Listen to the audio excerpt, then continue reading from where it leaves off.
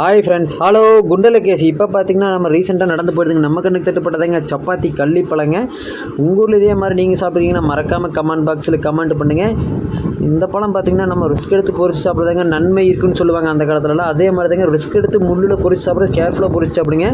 பொறிக்கிறது பார்த்திங்கன்னா ஒரு இடுக்கி வச்சு கையில் பொறிங்க, கேர்ஃபுல்லாக பொறிங்க. பொறிச்சு அந்த முள்ளெல்லாம் இது வந்து ஒரு கல் மேலே வச்சு உரைச்சிங்கன்னா உரைச்சிட்டு நீங்கள் அந்த உள்ளக்கிற இதை எடுத்து அப்படியே ஜூஸ் போட்டு விதையோடையும் சாப்பிட்லாம்.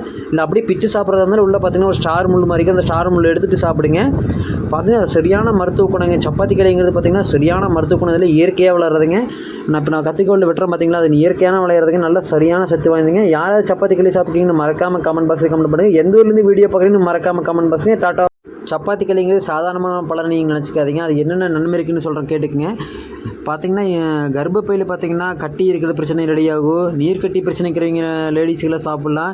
அப்புறம் பார்த்திங்கன்னா இதய பிரச்சனை இருக்கிறவங்க சாப்பிட்லாம். ரத்தோட்டம் கம்மியாக இருக்கிறவங்க பார்த்திங்கன்னா அது சாப்பிட்டா ரத்தோட்டம் சீராக நல்லா சிறப்பாக இருக்கும். சப்பாத்திக்குள்ள எவ்வளோ ரிஸ்க் எடுத்து நம்ம பொறிச்சு சாப்பிட்றோமோ அவ்வளோ நன்மைங்க. நாம் போய் கடையில் போய் ஆப்பிள், ஆரஞ்சு, அது இதுன்னு என்ன ஃப்ரூட் சாப்பிட்டாலுமே அவ்வளோ ஒன்றும் சாப்பிட்ட மாதிரி இருக்காதுங்க. இயற்கையாக விளையிற சப்பாத்தி பழம், அந்த காலத்தில் விளையிற சப்பாத்தி பழம், முன்னோர்கள் சொன்ன சப்பாத்தி பழத்தை சாப்பிட்றது வந்து பார்த்திங்கன்னா சரியான சத்து வாய்ந்த சப்பாத்தி பழங்க. சப்பாத்தி பழத்தை சாப்பிட்றது வந்து கேர்ஃபுல்லாக சாப்பிடணுங்க. உள்ளே பார்த்திங்கன்னா ஒரு ஸ்டார் முள் இருக்கும், அந்த ஸ்டார் முள்ளை எடுத்துகிட்டு தான் சாப்பிடணும்.